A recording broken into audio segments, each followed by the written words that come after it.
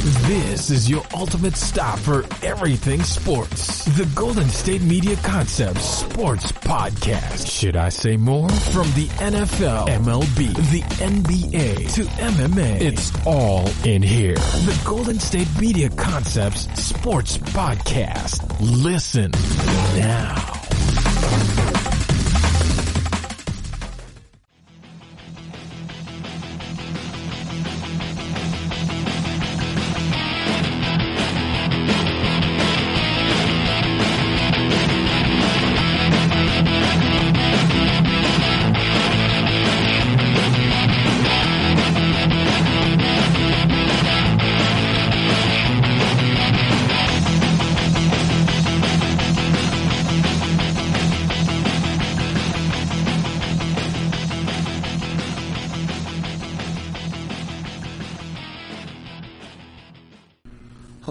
Hello, and welcome back to the GSMC Sports Podcast, brought to you by the GSMC Podcast Network. I am your host, Alex Masfer. Thank you so much for tuning into today's episode and to continue to listening to all of our episodes. We really do appreciate it. Before I start talking anything sports, I want to remind you all to subscribe to the podcast on whatever website or application you are listening to this on. We would really appreciate it. Also, make sure to leave us a 5-star review, again, in that same app or website, whatever you're listening to this episode on. We would really appreciate that. Also, again, you want to subscribe to the podcast so you always get those notifications and those alerts on your phone or on your laptop. So you always get those notifications on, when we're dropping an episode, and you never miss an episode when we release one. So if you would do that, we would really appreciate it. Also, make sure to follow us on all social media platforms. That's Twitter, Facebook, and Instagram. We would love to interact with you guys more on there as well. Talk about sports, talk about the show, talk about whatever. So again, if you would follow us on Twitter, Facebook, and Instagram, we would really appreciate that as well. So that would be great. Again, Twitter, Facebook, and Instagram. I hope wherever you are and however you may be listening, you and your family are happy and healthy during these stressful times in the world. We have a fantastic show for you guys today. Later on in the show, I'm going to be talking about the Phoenix Suns. Can they keep it up? Are they a serious threat in the Western Conference? I'm also going to be talking about the Portland Trailblazers, the Toronto Raptors, the New Orleans Pelicans, as well as they were recently eliminated. They're going to have a big decision coming this offseason with one of their star players. Might get to a little bit of Philadelphia if we have time as well, and also the Brooklyn Nets. I'd like to get to those two teams if we have the time to. At the very end of the episode, I will be breaking down the Denver Broncos schedule. So if you guys know, if you've been listening to the show for a long time, I've been talking about how I believe the Denver Broncos are going to be the surprise team of the NFL. I really do believe that. I think Drew Lock is incredible. I think they have a great coach, Vic Fangio. They've surrounded a lot of great offensive weapons. So I'm going to go game by game in their schedule at the end of today's episode. That'll be the final segment, so you don't want to miss that. So make sure you stick around for that as well. But we are going to start off with today's episode with, of course, the Los Angeles Lakers, LeBron James, Anthony Davis, the entire Laker crew. Now, recently they had a game against the Indiana Pacers on national television, and they lost. So the Pacers have been kind of really hot going into the bubble and everything like that. The Lakers have been kind of on a rough patch on the past couple of games, and dropping a game to the Indiana Pacers, in my opinion, is a bad look for this Los Angeles Lakers team. And we're just going to keep continuing the discussion of how I believe the Lakers just don't have enough to win an NBA championship this year. Now, they have LeBron James, and I think, like I mentioned in my last episode, that LeBron James is the main reason why this team has a chance. And now, that might not come as a surprise. Everyone loves Anthony Davis as well. But this supporting cast with Anthony Davis, in my opinion, would be the 6th seed in the Western Conference. It wouldn't even be a top 4 seed in the conference. LeBron James is that good. He makes this team look that good. And he had a phenomenal game against the Indiana Pacers. He had 31 points, 8 rebounds, and 7 assists, 13 of 24 from shooting, 2 of 6 from 3, 3 of 6 from the line. So LeBron James, really, this entire bubble, after the Lakers really clinched the number 1 seed, the way I thought about what he was doing was he was looking for guys in the supporting cast besides obviously Anthony Davis, so who he can rely on in the clutch moments in the third and fourth quarter when the game's tight, if AD is maybe covered, if he's doubled on the low block or something like that. So look for somebody, around, a Quinn Cook, somebody like that. Some guys have stepped up and have had, their moments in each individual game. Kyle Kuzma was really hot at the beginning. He's kind of tailed off since then. He did not have a great game, 3 of 14 from the field, 1 of 5 from 3. Quinn Cook did have a good game. He had 21 points, 5 of 9 from 3. He can't do that consistently, though. He's more of an end-of-a-bench guy for them. He doesn't get as many minutes as some of these other guys like Caruso. Caruso had 27 minutes. Quinn Cook had 24 that game, but it's usually Waiters who didn't play, J.R. Smith who didn't play, Danny Green who didn't play. And I understand that those three guys didn't play due to rest or, just coaching decisions is what it's called, right? But in my opinion, if LeBron James is out here scoring 31, 8, and 7, and you don't win the game, to me, that proves that you're not a championship team. And I understand this game in theory, doesn't matter because, they've already clinched the 1 seed, everything like that. But in my opinion, what LeBron has been trying to do is find people that are going to convert in the big time moments. And when he has to go against the Indiana Pacers who already lost Sabonis, again, TJ Warren has been incredible in the bubble. Shout out to him. Victor Oladipo had a great game as well. Looked like his old self. He had 22, 7, and 5. Oladipo, that is. TJ Warren had 39, 5, and 1. Malcolm Brogdon had 24, 5, and 6, right? So that, again, on the surface, it's like, the Pacers just had a really good night, and that's why the Los Angeles Lakers lost. No, if you watch the game, they had a ton of defensive breakdowns. And in my opinion, if TJ Warren is dropping 39 on you, right, in a game that matters, in theory, right, what do you think Kawhi Leonard's going to do to you? What do you think James Harden's going to do to you? If you're letting Malcolm Brogdon get 22 to 24, what is Russell Westbrook going to do to you? This comes back to the same conversation I've been having about the Los Angeles Lakers and why I think people really need to understand that this team just doesn't have it. They just don't. And again, this is me kind of changing my stance because at the very beginning of the bubble, I really did believe that the Los Angeles Lakers had a real legitimate shot at winning an NBA championship. They had all the pieces, in my opinion. I thought these guys would perform a lot better coming into the bubble, in my opinion, as well as the fact that Avery Bradley and Rajon Rondo were sent out, or, Rajon Rondo got that injury. Avery Bradley decided that it was best for him and his family to not participate. And to me, that's put the nail in the coffin because the biggest weakness of the Lakers is their perimeter defense. And again, when TJ Warren and Malcolm Brogdon are absolutely tearing you up, they combine for almost 70 points? What do you think? James Harden, Russell Westbrook, these elite guards, these elite perimeter players, the Celtics in the finals, or again, the Clippers with Kawhi Leonard and Paul George and Lou Williams, they're just going to tear them up. They're just going to absolutely tear them up. And now, I want to really, for the next, 5, 10, 8 minutes or so, what is the reasonable expectation for the Los Angeles Lakers? I understand that Laker fans are going to say, it's championship or bust, everything like that. But are we sure that this team's going to make it to the finals? Are we sure this team's going to make it? I've said they're going to make it to the Western Conference Finals. I'm losing confidence in that as I see the bubble go on. Also, again, tonight, Anthony Davis has been on a rough patch. Anthony Davis tonight, 8 points, 8 rebounds, 4 assists against the Indiana Pacers, 3 of 14 from the field, 2 of 2 from the line, 0 of 4 from 3. If Anthony Davis is not consistently getting 25 points plus, this Lakers team has no shot against a lot of teams in the Western Conference. I'm starting to get the feeling, and I'm starting to really believe that there's a legitimate chance that the Lakers get bounced earlier rather than later.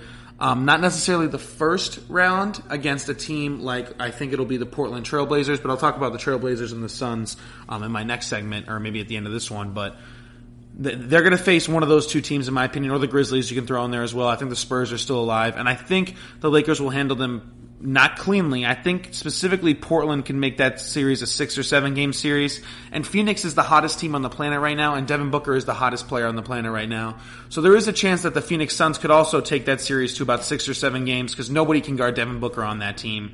I would still give it to the Lakers to make it to the first round. Now you're talking about a second round matchup against the Nuggets or the Rockets. That's going to prevent some serious problems for the Los Angeles Lakers. I think the Lakers honestly have a better chance against the Denver Nuggets than they do the Houston Rockets. And I know that doesn't make a lot of sense because the Rockets are lower on the list of seeding versus how high the Nuggets are. So you would expect that the Nuggets would actually have a better chance at beating the Lakers than the Rockets do.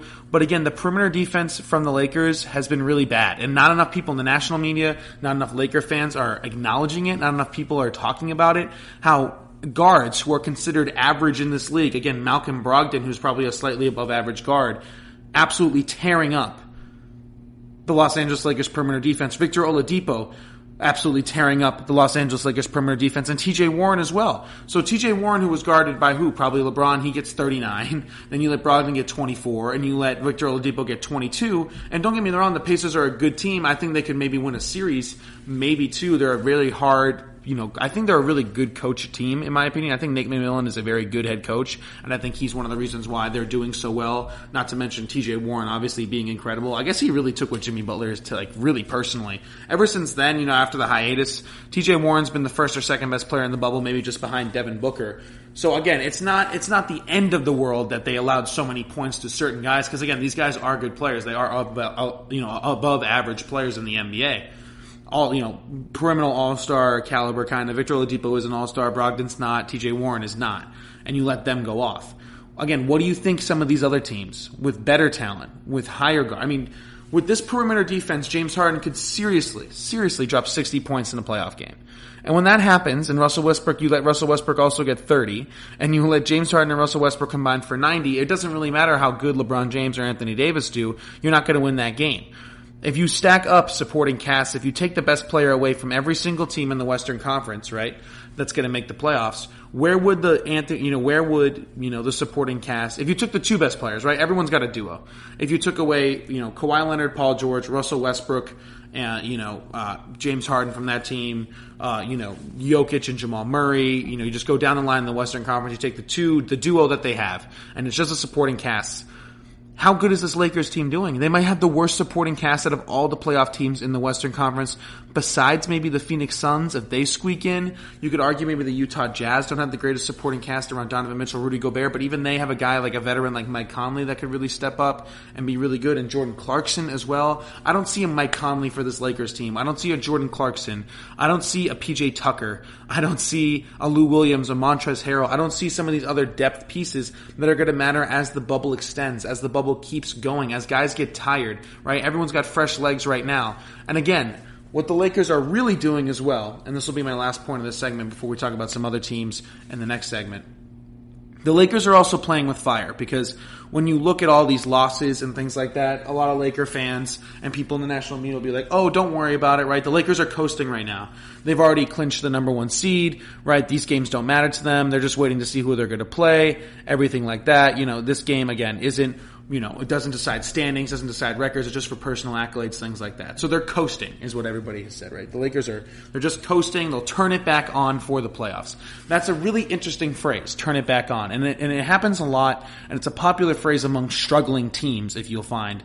A lot of people talk about, we'll just turn it back on when the games matter, when the playoffs start, everything like that. LeBron James is going to be playoff LeBron James. Playoff LeBron James gets 31-8-7, and he just lost to the Pacers. So you might want to start turning it on now. These teams, right, that they're going to face specifically in the first round as well, which is why, I'll talk about in my next segment, there is a chance that the Lakers could struggle in the first round against some of these teams like the Portland Trailblazers and the Phoenix Suns because of how hot they are and the fact that the Lakers are coasting. They are. If that's the excuse, right? If they're not just playing poorly, they're just coasting, right? It's just they'll turn it back on. Why is everyone so confident that the Lakers can turn it off and on with this roster? They're still learning to play with some of these guys like Dion Waiters and J.R. Smith. And Anthony Davis has been in a terrible shooting slump right now. And LeBron James feels the need to get, those 31-8-7 and they still lose.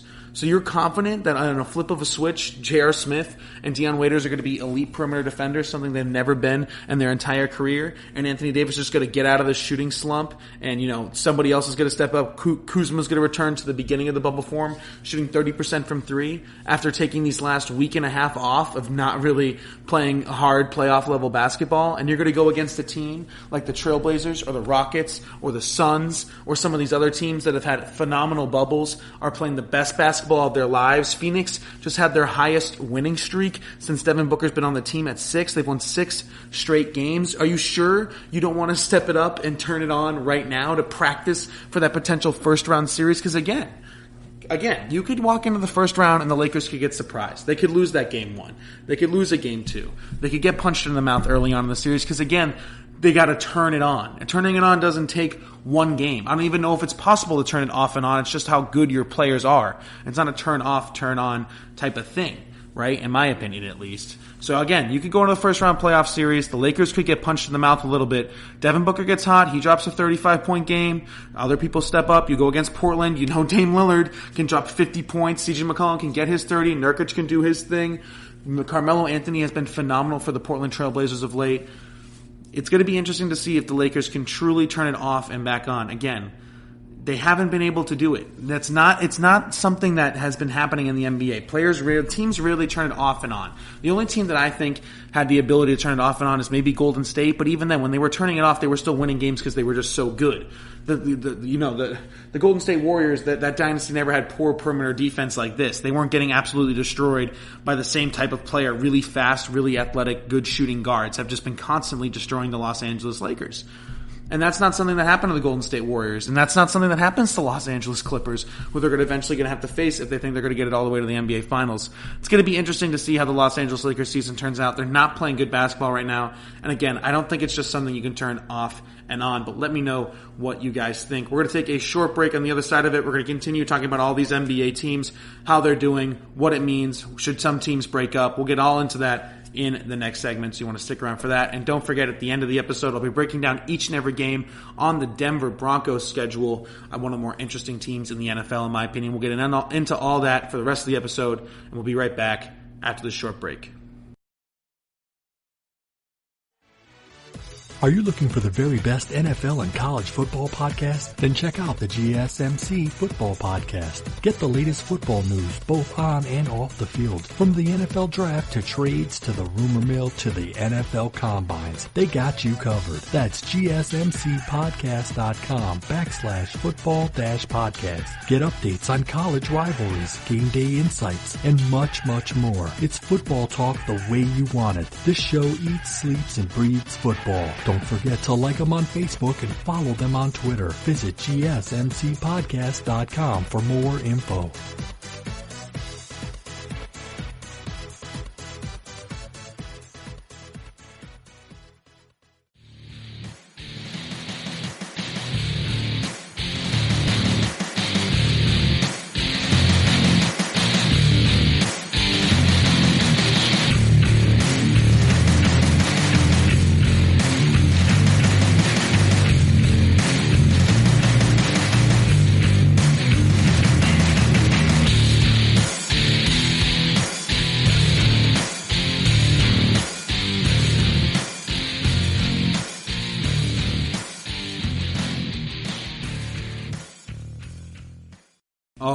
And we are back here at the GSMC Sports Podcast, brought to you by the GSMC Podcast Network. Again, I am Alex Masford. Thank you so much for tuning in. I just finished talking about the Los Angeles Lakers, and again, just continuing the dialogue that I just don't think this team has enough to win an NBA championship. Not against all these teams that have really, really good perimeter players on the wings and at the guard position. That is the Lakers' biggest weakness, and I think they have some of the worst perimeter defense in the entire league. I don't see a guy that's going to be able to contain Paul George, Kawhi Leonard, James Harden, Russell Westbrook, all of these guys, Donovan Mitchell, all of these guys. There's just too much going on for the Lakers to handle. And again, I think LeBron James is great. I still think he's the best player in the NBA. I would give him MVP. I'd give him all of that.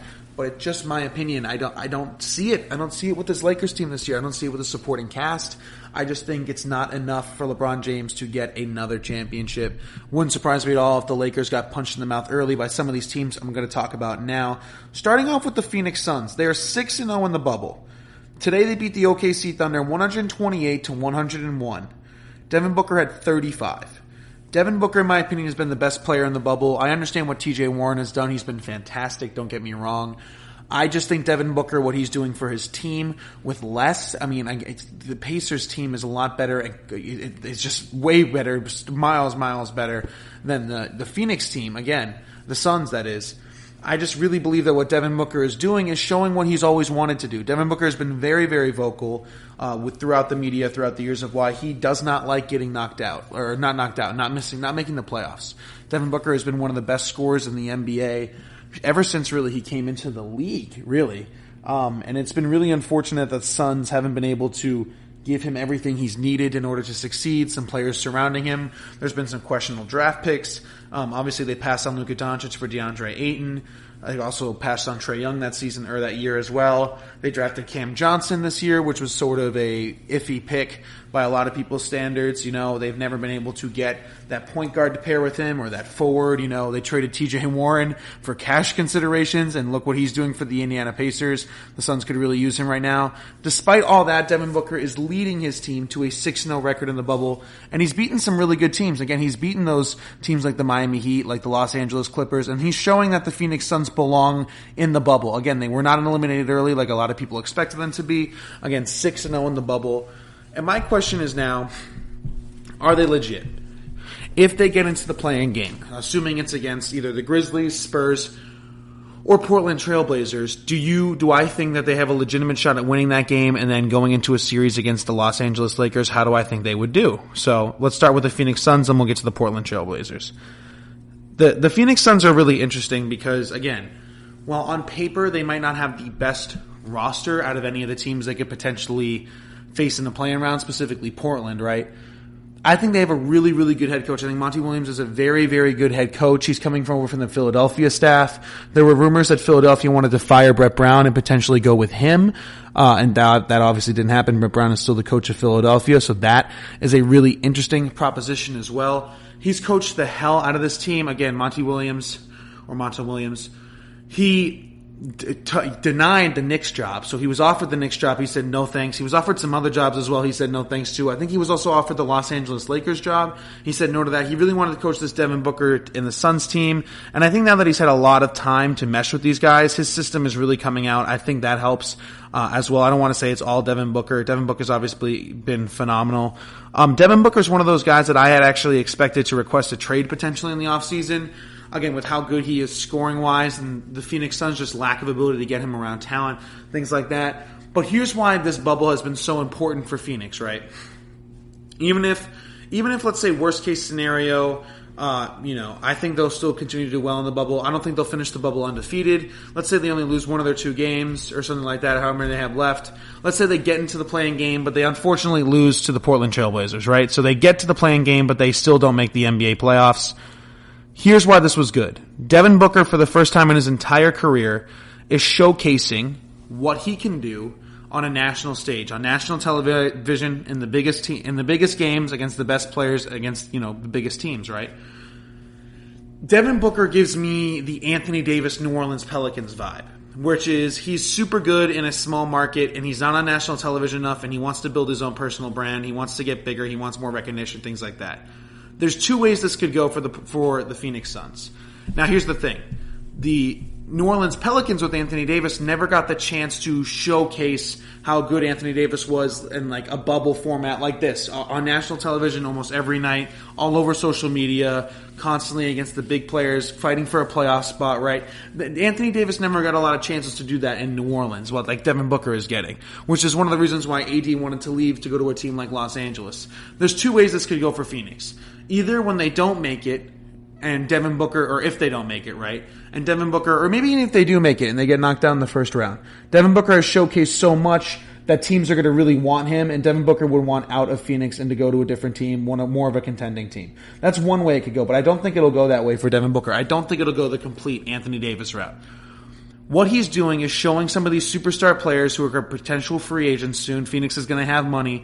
Look how good I am. We can do something special in Phoenix. He is showcasing how good his coach is, how good he is, and how good, the fight in his team is. And he's beating the Clippers. He's beating the Lakers. He's beating the Miami Heat. He's beating these teams that are going to have free agents coming up, and to entice maybe not the big fish like Giannis Antetokounmpo, but maybe some smaller guys, some point guards that could hit the market. Guys like Victor Oladipo maybe, who might want to go, play with him, or Bradley Beal. Right?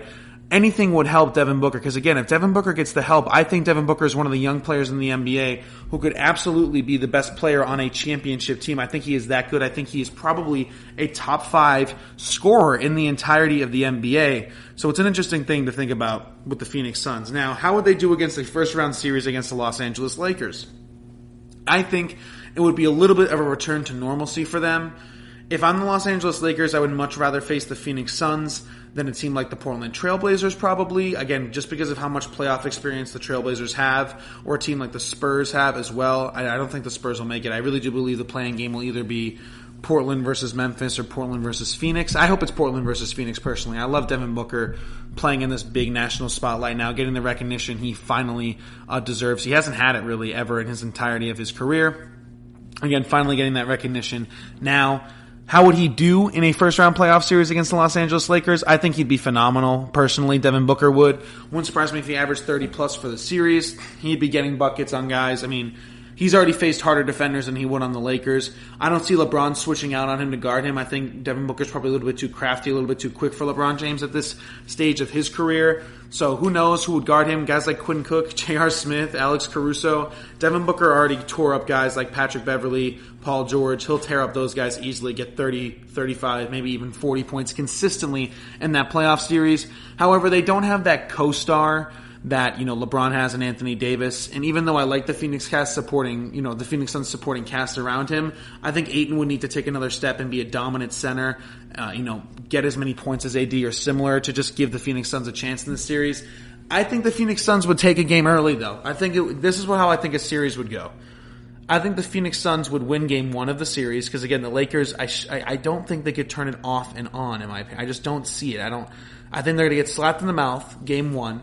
Game two, they'll win a close one, the Lakers and they'll tie the series 1-1, and then they'll take it from there. I think the Lakers would win in 5 games after Phoenix wins that initial game one, and everybody will kind of freak out. But again, this is good for the Phoenix Suns either way. This is good publicity. Get Devin Booker as a showcaseman. It's good publicity either way for Devin Booker, because either he can leave Phoenix and go to a team, and some team will pay a lot of picks and a lot of players to get that young superstar potential top scorer in the league eventually on their team, or he showcased himself and Phoenix enough where some potential free agents might want to go there. It's going to be interesting to see. For the next few minutes or so, I want to talk about the other team that could potentially play in the play-in round and potentially be that 8th seed, and that's the Portland Trailblazers. Now, if I'm the Los Angeles Lakers, I am absolutely, and there's been reports that they're absolutely terrified of the Portland Trailblazers. The Portland Trailblazers should be a playoff team. They shouldn't even be in this situation in the first place. They have maybe the best point guard in the league in Damian Lillard. They have a fantastic co-star in C.J. McCollum, great center in Nurkic.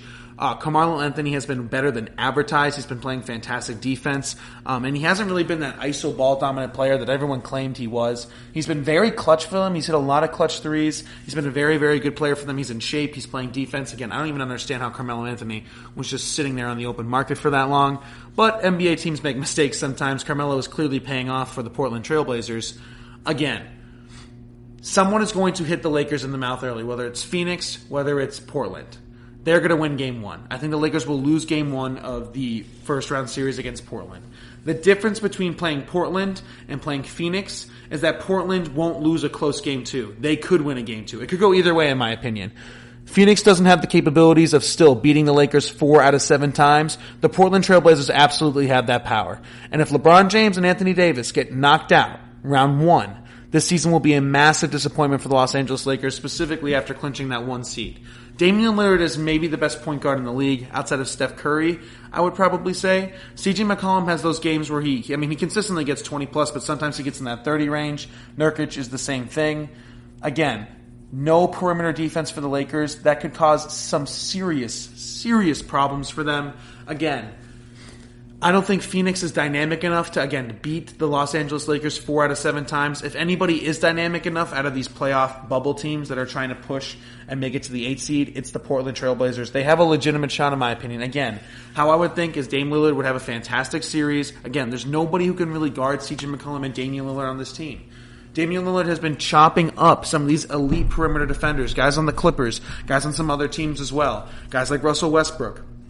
What do you think he'll do to a guy like Alex Caruso or J.R. Smith or some of these other guys? C.J. McCollum too, right? It's going to be tough for the Los Angeles Lakers. And again, if I had to predict, I think that Phoenix would lose in 5 after winning game 1. I think the Portland Trailblazers would lose in 6, probably closer to 7 after winning that game 1 as well. I think these teams are just so hot right now that the Lakers are, even if they do turn it off and on, I don't think they're turning on defense-wise is enough to handle some of these other teams, again, like Phoenix and like the Portland Trailblazers. As for some of the other teams, I'll talk about, New Orleans quickly and then in my next segment, but some other teams that have the chance. Memphis Grizzlies and San Antonio have the chance to sneak in and get into that 8th playoff seed. I don't think they have enough dynamic parts about them, San Antonio that is, if they had LaMarcus Aldridge, all they have really is DeMar DeRozan and their coach. Some other guys have been having really good bubbles as well. If they were to get into the 8th seed, I think the Lakers would have again, 4 or 5 games against the San Antonio Spurs. LeBron would handle him pretty easily. And same with Memphis. They just lost too many players. They lost Jaren Jackson Jr. Not enough dynamic players around John Morant just yet. I love John Morant. He should totally win Rookie of the Year in my opinion, even though I love Zion Williamson. He should win Rookie of the Year. I think the Lakers would handle them pretty easily as well. So again, those two teams, the Phoenix Suns and the Portland Trailblazers, if they can get into the first round, I think they have a chance to stun the Lakers, at least in the first game. I don't know about the entire series. Again, I think the Phoenix Suns would probably lose in 5 after a good Game 1 start, and the Portland Trailblazers would lose in 6, maybe even 7 games. They would give the Lakers a run for their money, and that's big for the Los Angeles Lakers, because if they get run into the ground, if they go from 7-game series against Portland to 7-game series against the Rockets to 7-game series against the Clippers, they are not going to make an NBA championship. It's just not happening. All right, we're going to take another quick break. On the other side of the break, I'm going to be talking about a lot of teams who have just been playing really well in the bubble right now, and some teams who haven't been playing well. Talk about what it means for their future. We'll talk about the New Orleans Pelicans, who were eliminated. We'll talk about the Miami Heat, how well they're playing, why they could knock off the Milwaukee Bucks potentially, and we will also talk about the Toronto Raptors and how they might be poised to get back to the NBA championship and represent the Eastern Conference yet again. We'll get into all that and maybe some more as well right after this break. Check out the show that's built on the MMA. From the UFC to extreme cage fighting, they got the fights covered. Check out the GSMC MMA podcast. Get the latest news on past or upcoming fights. Join us as we talk to and about some of the biggest names in the MMA, past, present, and future. When it's the fight game, there's just one show to check out. GSMCpodcast.com/MMA-podcast. Don't forget to like them on Facebook and follow them on Twitter. Visit GSMCpodcast.com for more info.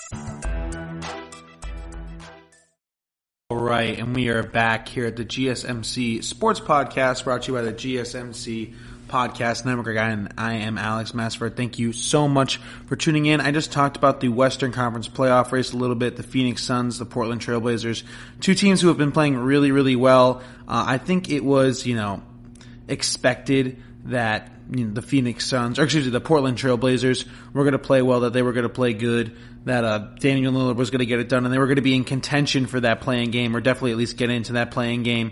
But it wasn't for the Phoenix Suns. It was a surprise. Devin Booker has been playing absolutely out of his mind, looking like a young Kobe Bryant, really. That's what a lot of people have been saying on Twitter with all the scoring he's been doing. It's going to be really interesting to see how his career and really the Phoenix Suns situation plays out, whether his future is in Phoenix or, not in a different team potentially. So it'll be really interesting to see.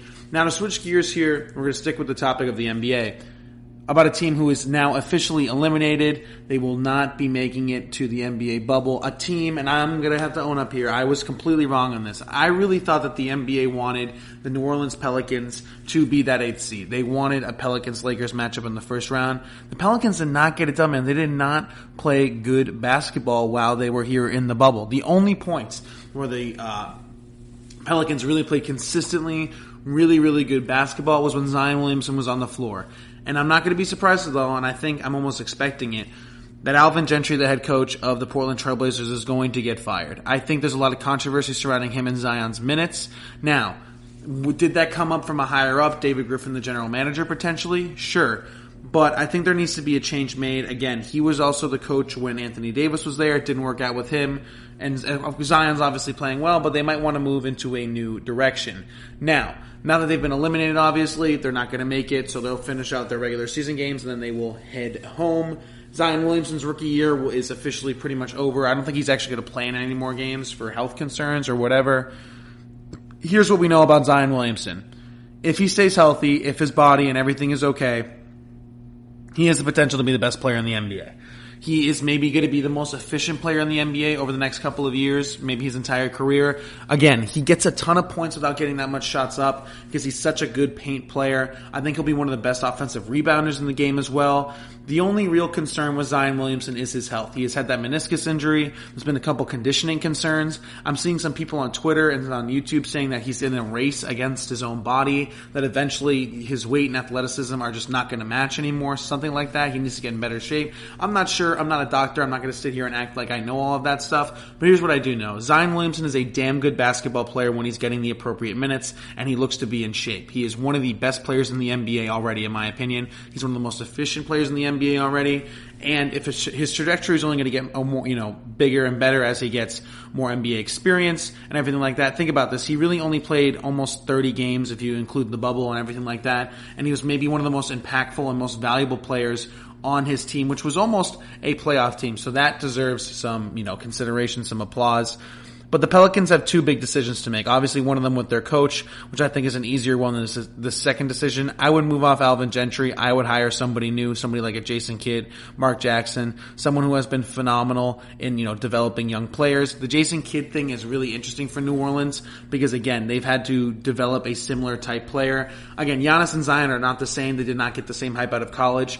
But if Jason Kidd could develop, Giannis Antetokounmpo as the dominant paint player he is, what do you think he will be able to do with Zion Williamson? I would hire Jason Kidd if I were the New Orleans Pelicans.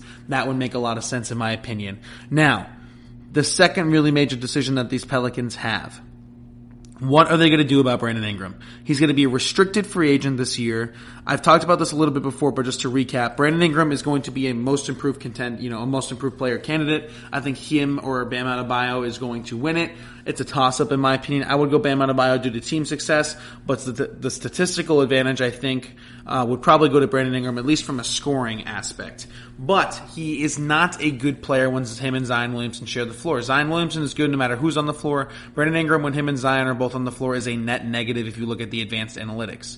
So, I think a potential new coach like Jason Kidd or somebody else, if they fire Alvin Gentry, will have to decide what kind of style of basketball are they playing? Is it going to be all through Zion? Are they going to have spurts where Zion's on the bench and Brandon Ingram's out there? Because if it's going to be all through Zion and you want to build a team that's perfect for Zion Williamson as he is the future and the face of your franchise, potentially the future of the NBA, I don't see Brandon Ingram necessarily being a part of that. I think they have some nice pieces already. I think they have the point guard for Zion Williamson. I know Lonzo Ball did not have a good bubble from a point standpoint, but his impact on the defensive end of the floor and as a passer will do wonders for Zion Williamson. He needs a point guard like Lonzo Ball who isn't ball dominant like that. And I know Lonzo has to improve his shot. If he can do that, that would only make him more of a plus player to play with a guy like Zion Williamson. Now, if I were the New Orleans Pelicans, what would I do this offseason in order to maximize Zion Williamson's talent and make sure this team is all about him? I would take Brandon Ingram, sign him to that extension, and I would trade him to a team.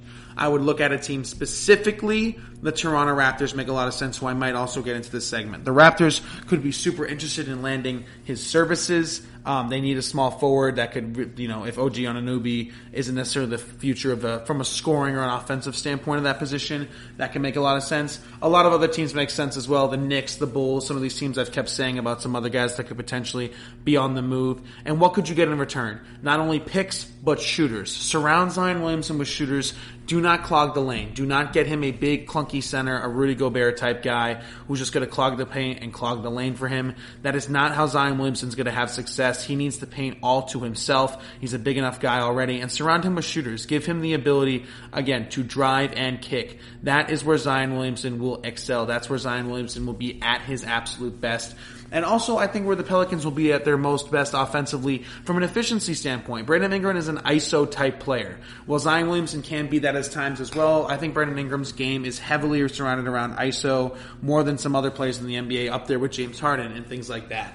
And if his ISO ball, I don't think, fits with Zion Williamson, you have to prioritize Zion Williamson over Brandon Ingram, even if Brandon Ingram wins Most Improved Player this season. You could trade him to a team like the Knicks, the Cavaliers, the Bulls. I think the Raptors would be interested as well. Teams looking for a dominant wing scorer that can afford to have a player play ISO ball like that, and that fits their offensive system. And you could get a high draft pick where you could get a guard or a shooter that fits what Zion Williamson's play style would be like. And you could also get some shooters in return for, the Raptors. It could be a guy like Norman Powell, some other guys as well. Or today there's shooters all around the league. Get some for Zion Williamson. Let him be a drive and kick guy. That's where he will be at his best. Now, some other teams as well that have some big decisions and are really playing well as well. Let's start off with two teams in the Eastern Conference who I think are going to go farther than expected. The Toronto Raptors and the Miami Heat. Right now, the Miami Heat are playing right now. They're blowing out the Indiana Pacers. It was a big hyped matchup because, of course, TJ Warren and Jimmy Butler had that beef early on in the season. Right now, I have the game. It's about to end. It's 114-92 with about 30 seconds left in the game. I'm checking it right now. Big win for the Miami Heat. They were beating really good teams like the Boston Celtics and keeping it close with the Raptors and keeping it close with the Suns without their, two of their three best players in Goran Dragic and Jimmy Butler. They had them both back for tonight against the Pacers, who are one of the hottest teams in the league, and they absolutely blew them out.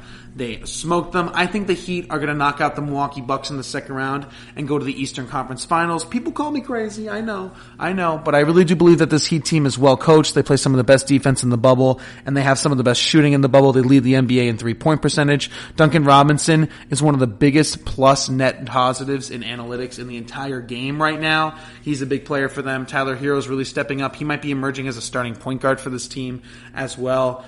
Kendrick Nunn's obviously left the bubble. Very interesting team to watch. I really do believe that they're going to knock out a team like the Milwaukee Bucks because, again, they have that Bam, not stopper, but container. Bam Adebayo versus Giannis Antetokounmpo, that is, and the shooting to keep up with them. The Bucks and Heat, it's just a bad matchup for the Bucks. I would take the Heat in a 6 or 7 game series. Now, the Toronto Raptors are another interesting team.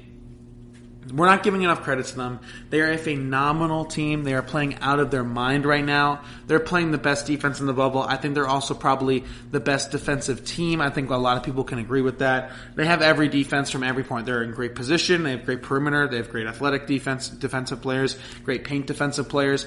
Kyle Van Noy and Fred VanVleet have been absolutely on a tear as well. And we have to acknowledge the possibility that the Toronto Raptors might be the best team in the Eastern Conference. I know their record doesn't say that, but similar to the Miami Heat, they have players that they can throw in front of Giannis Antetokounmpo, Marc Gasol, Pascal Siakam, build a wall around him, as people would say, to potentially do that. Not to forget, and there's something worth mentioning here, Nick Nurse was the head coach of the Toronto Raptors, and this entire Toronto Raptors team was pretty much on the team last year when they knocked Giannis Antetokounmpo out of the playoffs by playing that exact style of defense. Now, the only reason why I'm not as confident once the playoffs hit for the Toronto Raptors is who is that fourth quarter closing guy that can constantly get a bucket every single time. That dominant offensive player. Pascal Siakam is a great offensive player. I just don't think he is one of the better guys that get me a bucket in the clutch moments just yet. Fred VanVleet's been playing on another planet right now. He's been playing phenomenal as well. So there's a potential choice there as well. Maybe he is the closer for this team. There's just a little bit of question marks offensively, but defensively, this team can hang with anybody. I don't care who they play in the East or even really in the West as well. They will make it at least a 6-game series. I really do believe that for the Toronto Raptors. They're playing phenomenal. I think Nick Nurse should win Coach of the Year again, man. I know he won it last year, but to lose Kawhi Leonard, the Finals MVP after winning a championship, be a second-seeded team in the Eastern Conference, and I think have a real chance at representing the Eastern Conference, that would be interesting to see. I think they're going to either make it to this, Eastern Conference Finals. Them and the Celtics are probably going to face each other in the second round. I don't know who I would pick there. I'd probably give a slight edge to the Celtics because, again, how athletic and how dynamic they are offensively. But it would not surprise me at all if we see the Toronto Raptors back in the Eastern Conference Finals, winning that series, and back in the NBA Finals as well. We're not talking about them enough. They deserve our credit. I mean, the Toronto Raptors, Nick Nurse, man, absolutely incredible coach. Finally, for the next 2 minutes, I've mentioned this a ton of times, but I'm going to say it again. The Philadelphia 76ers this offseason need to break it up. It's not working. It's not happening. And now they're falling down a slippery slope. Brett Brown's going to get fired after they get bounced in the first or second round. Joel Embiid's now missing time for injuries, and Ben Simmons is missing the rest of the bubble with that patella injury. This offseason, Philly needs to fire Brett Brown, get a different coach, somebody like Jason Kidd. I would go more Mark Jackson with them potentially. Guy who knows how to develop players. I would pick Joel Embiid to trade him and keep Ben Simmons. I know there's been some reports that they're more likely to trade Simmons to a team like Cleveland, but again, I've said this before. I want to reiterate it. I think Joel Embiid will command more on the open market via trade than Ben Simmons will, because we know what Joel Embiid is. He's a little bit older. I think contenders would also be itching to grab him as well. I think the market would be smaller for Ben Simmons, in my opinion. But if the Cleveland trade, right, this is a trade I could potentially see Ben Simmons getting traded to, is what it appears to be. A ton of picks. Darius Garland, one of the better shooting guards in the NBA. He's a future point guard, I think is what he'll be. He's a potential future star. Some other shooters as well, and those high draft picks. You could build a really good team around Joel Embiid. And I think the question is do you want to contend right away, or do you want to be better contenders in the future? Because I think in year one of the Ben Simmons-Joel Embiid split, if they kept Embiid, that team led by Embiid will be a better team than a team led by Simmons, right? If they're both on Philly, right? Or something like that. If a Philly-led Embiid team would be better than a Philly-led Simmons team year one of the split. But down the line with the future, once you get, Simmons developed a little bit more shooters around him, higher draft picks, a better coach, I would take the Simmons-led Philly team in the long term over the Joel Embiid-led Philly team. That's just my personal opinion. I think they're going to break up in this offseason. Again, everything with the injuries as well. I think Joel Embiid would command a little bit more via the trade market than a guy like Ben Simmons would. But let me know what you guys think. We're going to take one final short break here. On the other side of it, the Denver Broncos, one of the more interesting teams in the NFL in my opinion. We're going to quickly go through their entire schedule, what I think some wins, some losses will be for them. We'll get into that right after this short break. Are you looking for help for your fantasy football team? Check out the GSMC Fantasy Football Podcast. Get today's best advice on who to start, who to sit, even who you should draft. From sleeper picks to red-hot lineups, they got it all covered for you. That's gsmcpodcast.com/fantasy-football-podcast. We'll cover traditional leagues, dynasty, PPR, even IDP leagues. When you need fantasy help, there's just one show to hit up. Don't forget to like them on Facebook and follow them on Twitter. Visit gsmcpodcast.com for more info.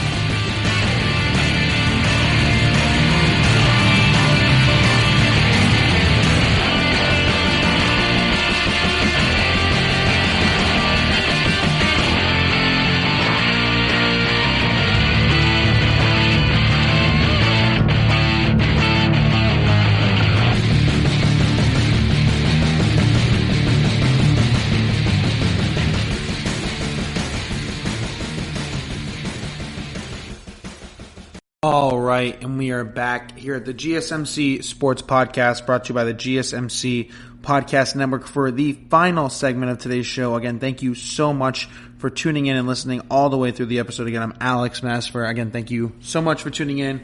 For the last segment of today's show, I want to talk about the Denver Broncos and do a schedule breakdown. This is something I've been doing for some of the most interesting watches, the most interesting team in the league, in my opinion. I have done the Cowboys, I've done the Buccaneers, I've done the Patriots, I've done the Cardinals, and last episode I did the Cleveland Browns. I want to do the Denver Broncos here. Now, the Denver Broncos are going to be my surprise team. Besides, I think the Seattle Seahawks are going to go to the Super Bowl, but when it comes to the Denver Broncos, I think they're going to be a surprise team. I think they're going to get into the playoffs. I don't think they will win their division because of how good Kansas City is, but I think they are the first team being built mirroring what Kansas City did. Drew Lock, I think, was the first quarterback taken in the hopes of being a player similar to Patrick Mahomes. They have a very similar play style, that elastic arm, playmaking type ability, both mobility. Drew Lock was fantastic down the stretch for the Denver Broncos last year, going 4-1, 2-to-1 touchdown to interception ratio, great QBR, great completion percentage, and all the Denver Broncos did this offseason was reaffirm their commitment to him and get him some fantastic weapons. Now, the Broncos have a defensive head coach in Vic Fangio, and like I've said on the show, I would rather a young quarterback in this league have a really good defensive head coach than an offensive head coach, because if you have a really good defense that's going to keep the game close, you relieve some of that pressure of that young quarterback to win shootouts for you, something that Sam Darnold has had to do the past couple of years, right? And that's what they're doing for Drew Lock. They have a great defense already, a lot of talent on that roster with a good defensive head coach, Vic Fangio. Now, on the offensive side of the ball, they already had Phillip Lindsay and a good offensive line, and Courtland Sutton and Noah Fant. In the offseason, they added Jerry Jeudy, who was the best wide receiver in the draft, in my opinion, KJ Hamler, who was a really fast, speedy, athletic dynamic playmaker, boom, home run hitter type guy at the receiver position as well. And they added Melvin Gordon in free agency. So now Drew Lock has a lot of toys to play with. Again, Jerry Jeudy, Cortland Sutton, KJ Hamler, Noah Fant, Melvin Gordon, Phillip Lindsay, and a good offensive line, a great defense with a great defensive head coach. Things are looking up for the Denver Broncos, and I think they have finally found their successor to Peyton Manning that they've been looking for all these years. It is Drew Lock. They swing and miss on, Trevor Siemian, Brock Osweiler, Paxton Lynch was another big one. Now they have found their guy here in Drew Lock. He's going to be a fantastic player. I think besides Kyler Murray, he is the only other quarterback that has the chance to go from year 1 to year 2 MVP style. I don't think he'll be able to do it because I don't think her record will be high enough, and he's not going to win his division. That's just how good Kansas City is. But the Broncos in that orange blur offense that Twitter has been calling it could make some serious damage, could be a seriously, seriously good team this year. So let's get into their schedule. Week 1, they play the Tennessee Titans at home. It'll be a tough first game for Drew Lock. That defense is good, and I think Ryan Tannehill will still have some of that magic from last year, and Derrick Henry's obviously a phenomenal running back. However, I think they will win this game. I think the Denver Broncos will win their first game of the year against the Tennessee Titans. Again, I think Drew Lock and this offense is going to be dynamic, and this defense can keep games close. So you're asking Drew Lock with all of these weapons to just get you a certain amount of points while the defense keeps the other team to a low score. Excellent formula for winning, in my opinion. I think they start the year off 1-0. Then they face the Pittsburgh Steelers on the road. Another really, really tough game here. I am going to give it to them, though. Again, I think their offense is just too dynamic, and I think Big Ben is going to need a couple weeks to get acclimated, get back into game shape, game throwing shape as well. His arm is going to need a little bit to get loose, right? It's been stiff probably as he's just been doing practice throws, not really in-game live action throws. And with the lack of preseason, it's going to take him a little bit. So I'm going to say that the Denver Broncos, shock everybody, start 2-0. Next week is week 3 against the Tampa Bay Buccaneers. They're going to lose this one, unfortunately. Tom Brady will win this game in it's in Denver, and he doesn't usually play well in Denver. But I think the Buccaneers offense will be a little bit too much, a little too overwhelming for them. I think it'll be close. You know what, actually? I'm going to say the Denver Broncos win this one. I'm going to say the Denver Broncos start 3-0. Call me crazy. I think they're going to start 3-0 here against the Tampa Bay Buccaneers. And now the more I think about it, the Bucs are going to need a little bit of time to acclimate here, right? It's going to be tough for them. They're going to need some weeks to get all their weapons together, everything like that. New coach, new quarterback. I'll say the Denver Broncos actually start 3-0. Next week is the Jets. That's a tough one. Again, it's going to be tough. I'm kidding. It's not going to be tough. The New York Jets are not a good team. They're one of the worst teams in the NFL. They're going to start 4-0 here. Week 5, Broncos Patriots. Now, call me crazy. It'll be tough. But I think the Broncos are going to win this one again. Again, this is the Denver Broncos starting 5-0 here, folks. 5-0. Because they have a very easy schedule. I know, you're calling me crazy. You think I'm absolutely a psycho right now. But again, this team with all the weapons, I think they can beat Tennessee, beat Pittsburgh, beat the Buccaneers earlier on in the season, definitely beat the Jets, and I think they will handle the Patriots as well. Week 6 against the Dolphins. That's another win. The first 6 weeks of the year are not entirely difficult now looking, right? You're facing 3 AFC East teams, which might be the worst division in football. The Steelers with Big Ben coming off that injury. Tennessee, who knows if they'll be able to recapture that magic. The hardest game is the Buccaneers, but you're facing them early on in the year when they don't have all those weapons acclimated. Call me crazy, but they're going to start 5-1 or 6-0. This is where the schedule gets a little bit harder. The Chiefs, they're going to lose that game. That's a loss, keeping them at 5 or 6. Then you have the Falcons. I think they win that one, putting them at 6 or 7.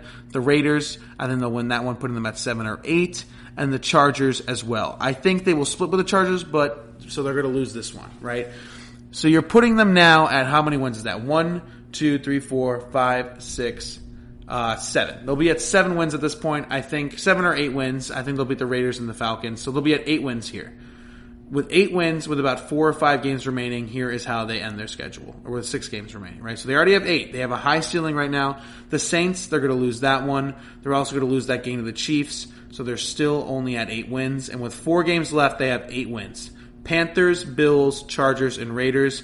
I think they will win 3 out of those 4 games, putting them at 11 wins for the year. I think they're going to start off really hot, get 5 or 6 wins straight off the bat due to their easy schedule. They have a brutal, brutal end to that schedule. Again, the end of that schedule includes the Saints, the Chiefs, and the Bills. 3 playoff teams. That's going to be tough. Again, I think they'll get 11 wins, finish second in their division. I think that is really, really good for Drew Lock and the Denver Broncos this season. Again, I really do believe that this team is going to pop. They're going to have a really good, really high, point-scoring offense, in my opinion. In regards to their defense, they will be able to keep it close. Again, the Denver Broncos defense still has Von Miller, still has a bunch of other guys as well. This team could still be really, really good. I think they'll get 11 wins, and I think they will get into the playoffs, specifically with that new extra playoff spot as well. Not that they will need it, essentially. Drew Lock is the pop guy in the NFL for me. I don't think he'll win MVP. I think Kyler Murray has a higher chance of doing that, going again from year 1 to year 2. But Drew Lock is still a phenomenal, outstanding player. Going to be so much fun to watch. Quickly, the AFC East. Who's going to win it? Are we super... this is what I say. I think the Jets will be a bottom 3 team in the league. I think the Patriots will be a bottom 7 team. Are we convinced the Miami Dolphins can't win this division? The Buffalo Bills are a good team. We saw it, but again, I don't trust Josh Allen. 27% chance of him throwing an uncatchable football last year as soon as he let go of the ball. That is not good. This is a discussion, I think, for my next episode, so I'm going to save it. But I'll talk about it in my next episode. Don't be surprised if the Miami Dolphins win this division on the low key. They have a great coach. It all depends on Tua Tagovailoa. We'll talk about it in my next episode, but just food for thought. Are we super confident the Bills are going to win this AFC East? The Dolphins could be right up behind them. They could be a surprise team as well, the Miami Dolphins, that is. All right, that is going to do it for today's episode of the GSMC Sports Podcast. Again, brought to you by the GSMC Podcast Network. Thank you so much for tuning in. Don't forget to subscribe to the podcast on whatever app or website you're listening to this on. As well, on that same app or website, please leave us a 5-star review as well. We would really, really appreciate that. And also, don't forget to follow us on all social media platforms, Twitter, Facebook, and Instagram. We would love to interact with you guys more on that. Let me know about my crazy takes. If you think I'm crazy, if you believe me that I think some of these teams are going to pop or reach the breakup Philly, the 76ers, how good Damian Lillard could be, all of that stuff, let me know. And again, I don't think the Lakers are a championship team, and I talked about all those other teams. A lot of fun doing this episode today. Again, thank you so much for tuning in, and I will see you all in the next one.